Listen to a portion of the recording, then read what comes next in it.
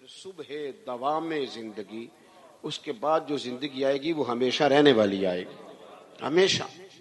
کیونکہ ہمارا سارے کا سارا پروگرام ہی دنیا میں رہنے کا ہوتا ہے، اور پھر جمع اتنا کچھ کر لیتے ہیں، مکان اتنے شاندار، پیسہ چوری کر کے، سینہ زوری کر کے، جھوٹ بول کے جمع کیا ہوتا ہے، اور بڑا کیا ہوتا ہے اللہ ماشاءاللہ، بڑے بڑے بنگلے. پھر مرنے کو دل ہی نہیں کرتا، پھر مرنے کو دل. اتنی ساری جائیدادیں بندہ بنائے اتنی مشقت کر کے. ناراض تو نہیں ہو گئے آپ لوگ؟ میں صحیح کہہ رہا ہوں. پھر مرنے کو دل. جب اتنے بندہ لمبی چوڑی منصوبہ بندی کرے، لیکن ایک بندے نے محنت کی، اس نے جناب 11 سال لگا کے مکان بنایا، تو پھر اس کا مرنے کو دل کرے گا؟ صحابہ کرام علیہم رضوان تیار اس لیے تھے کہ انہوں نے تو کپڑے باندھ کے رکھے ہوئے تھے، باندھے ہوئے تھے کپڑے، جس وقت حکم آئے گا حاضر. وہ تو ہر جنگ میں جانے سے پہلے شہادت کی دعا مانگتے تھے، ہر جنگ میں. حضرت مولا علی شیر خدا کرم اللہ تعالی وجہ الکریم قبرستان گئے تو جا کے مردوں سے کہنے لگے تمہارا کیا حال ہے؟ ایک مردہ بول کے قبر سے کہنے لگا ہڈیاں ٹوٹ گئی ہیں، کفن پھٹ گیا، مال پیچھے دے آئے تھے، حساب ہمیں دینا پڑ رہا ہے. علی یہ بتاؤ ہمارے پچھلوں کا کیا حال ہے؟ تو مولا علی کہنے لگے تمہاری بیویوں نے نکاح کر لیے، تمہاری اولادوں نے مال تقسیم کر لیا، تمہارے دوستوں نے نئے دوست بنا لیے. پہلے تو تمہارا نام کبھی کبھی لیا جاتا تھا، اب تو زمانہ بیت گیا، تمہیں یاد ہی کوئی نہیں کرتا. اب تو کوئی او پہ دس دیاں قبراں جنہ تے پھول پے، ادھروں کوئی نہیں جی آمدہ، ادھروں لکھاں گئے، کوئی بندہ نہیں جس نے کبھی یاد کیا. ختم ہو گیا مسئلہ، پڑا ختم ہو. میرے عزیز، چونکہ دنیا داری بڑی جمع کر لیتے ہیں، مال بڑا اکٹھا کرتے ہیں، صبح سے شام تک ساری مشقت ہی دنیا داری کے لیے، ساری مشقت. میں نے سویرے ولیمے میں جانا ہے، دوپہر تعزیت کرنی ہے، شام کو فلانا کام کرے، ساری دنیا داری ہے. ہاں اگر رضا الہی کے لیے ہو تو دین ہے، لیکن ہماری ہر بندے کی ایک مختصر سی سیاست ہوتی ہے اپنے دائرہ کار میں، وہ جس شعبہ ہے زندگی سے بھی تعلق رکھتا ہو. تو وہ چونکہ ساری محنت دنیا کے لیے کرتا ہے، پھر اس کا مرنے کو دل ہی نہیں کرتا. حضرت فرید الدین عطار رحمت اللہ علیہ فرماتے ہیں میں توبہ کرنے سے پہلے عطر بیچتا تھا. عطار، عطر کا کاروبار بڑا مہنگا ہے آج بھی عرب شریف میں. آپ مدینہ شریف جائیں نا تو سونے والی دکان کے بالکل سال خوشبو والی دکان ہوتی، یعنی جتنا کرایہ سنار دے رہا ہے اتنا ہی خوشبو والا بھی دے رہا ہے. ایک مہنگا ترین کاروبار ہے پوری دنیا میں. تو کہتے میں بڑا امیر آدمی تھا تو میں نے عطر کی دکان بنا لی. میں عطار تھا تو بڑا خوبصورت میں نے ہال بنا کے اس کے اندر میں نے بڑا زبردست ڈسپلے کیا اور میں نے خوشبوئیں اس کے اندر لگائیں. میں اپنے کام میں لگا ہوا تھا تو کبھی کبھی ضمیر کہتا تھا یار یہ دنیا داری ہے چھوڑ دے. اللہ والوں سے پیار بھی بڑا تھا، ان کی تذکرۃ الاولیاء دیکھ کے تو پتہ چلا انہیں بڑی معرفت ہے رب کے بندوں کی. کہتے طبیعت بھی مائل ہوتی تھی پر وہ بندے خول نہیں نہ توڑتے ساری زندگی. حق پہچان کر بھی حق کے قریب جا نہیں سکتے، چکلے خول کون توڑے؟ دنیا داری کا، برادری کا، قبیلے کا کون توڑے؟ فرمانے لگے کہ ایک دن نا میں دکان میں بیٹھا تھا تو ایک بزرگ آ گئے سادے سے، تو کبھی کوئی خوشبو دیکھتے، کبھی کوئی خوشبو دیکھتے، کبھی کوئی خوشبو دیکھتے. تو سیل مین کی عادت ہوتی ہے نا جی کیا حکم ہے کیا چاہیے، وہ لا لا کے چیزیں دکھاتے ہیں، اچھے سیل مین کا طریقہ ہوتا ہے. تو فرماتے میں نے نا تھوڑی دیر تو بابا جی کو موقع دیا کہ وہ تلاش کر لیں. پھر میں سمجھا کہ کوئی گاہک ہے اور کوئی چیز تلاش کر رہے ہیں جو مل نہیں رہی. تو کاؤنٹر کے اندر بھی میں نے شیشیاں رکھی ہوئی تھی، تو میں نے بابا جی سے کہا بزرگوں کیا تلاش کر رہے ہیں، کیا دیکھ رہے ہیں، مجھے بتائیں میں پیش کرتا ہوں. کہتے بابا جی تھوڑی دیر چپ کر گئے، پھر غور سے میرا چہرہ دیکھا. کہنے لگے پتر میں تو صرف یہ دیکھ رہا ہوں کہ تیری جان بڑی مشکل سے نکلے گی. تو کہتے ہیں مجھے، میں دنیا دار تھا، دنیا دار کو نصیحت کریں تو اسے غصہ ہی آتا ہے. مجھے غصہ آیا. میں نے کہا جی کیوں مشکل سے نکلے گی؟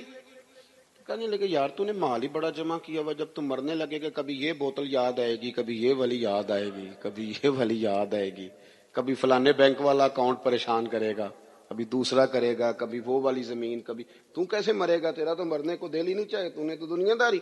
کہتے ہیں اور غصہ لگا مجھے بابے کی بات کا. تو میں نے پورے غصے میں کہا بابا اچھا اسی کہتے نہیں تو اپنی قبرے جانا ہے تے میں نے کہا میری مشکل سے نکلے گی تو تیری کیسے نکلے گی؟ تو کہتے ہیں بابا جی کہنے لگے ادھر آ کاؤنٹر سے باہر بتاؤں کیسے نکلے گی. ادھر آ باہر. کہتے ہیں میں بابا جی کے قریب آیا تو بابا جی کہنے لگے دکھاؤں تجھے کیسے نکلے گی؟ میں نے کہا دکھائیں. وہ فرش پہ لیٹ گئے, کلمہ پڑا اور ان کی روح پرواز کر گئی. عرش فرشتے بانگا ملیاں, مکے پہ گئے شور, بلے شاہ آسان نہیں ہوں مرنا, اے مر گیا ہی کوئی اور. کہتے ہیں ان کی روح پرواز کر گئی. کہنے لگے یوں نکلے گی جان. کہتے ہیں میں سختے میں آ گیا, مجھے سمجھ ہی نہ آئے یہ بنا کیا ہے. اس طرح کے بھی کوئی بندے ہوتے ہیں, اس طرح کے بھی بندے. امام غزالی نے وضو کیا, غسل کیا, کفن پہنا, خوشبو لگائی, چارپائی پہ لیٹے, کہنے لگے اچھا مالک اگر تیری یہ مرضی ہے میں بھی تیار ہوں. کلمہ پڑھا. میرے عزیز حضرت فرید الدین عطار رحمت اللہ تعالی علیہ فرماتے ہیں کہ میں بابا جی لیٹے ہوئے ہیں, چہرہ چمک رہا ہے, روح پرواز کر گئی, مجھے سمجھ نہیں آ رہی. میں نے کہا یار اتنا بڑا کمال. کچھ لوگ میں نے بلائے, غسل دیا, کفن پہنایا, جنازہ پڑھا, بابا جی کو دفن کیا تو پھر میں اپنی دنیا داری بھی دفن کر آیا. پھر میں نے دفن کر دی اپنی دنیا داری. میں نے کہا ختم ہو گیا معاملہ, اب ضرورت کیا ہے ان چیزوں. ہمارا جو مسئلہ ہے نا میرے بھائی, وہ دن بدن پیچیدہ ہوتا چلا جا رہا ہے, پیچیدہ سے پیچیدہ.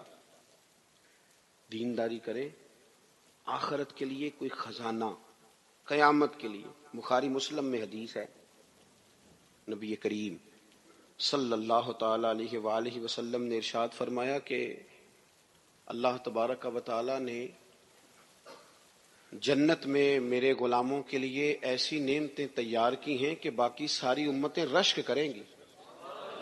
وہ کہیں گی کیا بات ہے ان کی, اتنا اعزاز اللہ دے گا, اتنا نوازے گا, اور ہمارے ہاں وہ شوق ہی نہیں, وہ ذوق ہی نہیں. ہم ساری زندگی دنیا کا مکان ہی سیدھا کرتے رہتے, جو نیا ڈیزائن آ گیا اس کی ٹائلیں منگوا لی اور لگا لی.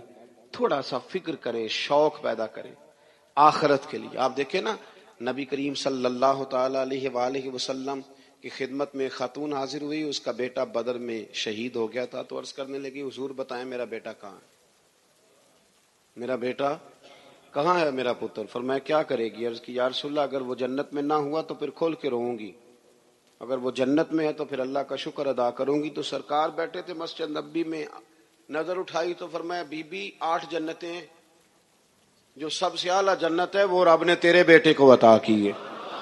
صحابہ کہتے ہیں پھر ہم نے اس کی آنکھ میں آنسو نہیں دیکھا, پھر وہ اللہ کا شکر ادا کرتی ہوئی چلی گئی. آپ سمجھیں کہ ان کو اطمینان قلبی تھا کہ ہمارا بڑا مقام ہوگا, ہمارا بڑا درجہ ہوگا, ہمیں قرب الہی ملے گا, ہمیں حضور کی بارگاہ ناز کی قربت نصیب ہوگی.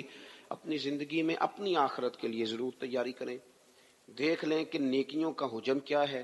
اگر مجھے آج اتنا پتہ ہے نا کہ میرا مکان کتنے کا ہے اور میرے جیب میں اور میرے اکاؤنٹ میں پیسے کتنے, یہ اگر مجھے پتا ہے تو مجھے یہ بھی پتا ہے کہ میری نیکیوں کے خزانے میں کیا کچھ ہے. اور مجھے پکا پتا ہے کچھ نیکیاں ہم کرتے ہیں نا تو وہ کئی دفعہ اس قابل نہیں ہوتی کہ ان سے کوئی اجر کا مطالبہ کیا جائے, اس لیے کہ وہ بہت ساری جگہوں پہ دکھاوا ہوتا ہے, ملمہ سازی ہوتی ہے, وہ اپنی بڑھوتری کے لیے بھی کچھ کام ہوتے ہیں. تو مجھے وہ حضرت خواجہ معین الدین چشتی رحمت اللہ علیہ نا آخری عمر میں بڑا رویا کرتے تھے, بڑا ہی روتے تھے. تو ایک دن سارے مریدین نے خواجہ قطب صاحب سے کہا کہ آپ حضرت سے عرض کریں اتنی آہوزاری. تو خواجہ قطب صاحب رحمت اللہ نے عرض کی حضور 50 سال آپ نے عشاء سے لے کر فجر تک اپنے رب کی عبادت کی, دین اتنا پھیلایا ہے, اتنا پھیلایا ہے کہ قطب الدین بختیار کاکی جیسے صوفی بھی اور شہاب الدین غوری جیسے مجاہد بھی, یہ سارے آپ کی نگاہ کی کرامات ہیں. تو اتنی آہوزاری, اتنا کچھ کیا, اتنی نیکیاں کی. تو خواجہ صاحب کا ایک جملہ تاریخ میں بڑا شاندار ملتا ہے, فرمانے لگے قطب الدین نیکیاں تو کافی ساری ہیں پر یار کو پیش کرنے کے قابل کوئی بھی نہیں. سوچتا ہوں اگر تحفہ بنا کے پیش کروں گا تو کیا پیش کروں گا, کچھ تو ایسا ہونا چاہیے جو پیش کرنے کے قابل ہو, جس پر ہماری توجہ ہو. دعا کرتا ہوں اللہ تعالیٰ مرحوم کی کامل مغفرت فرمائے,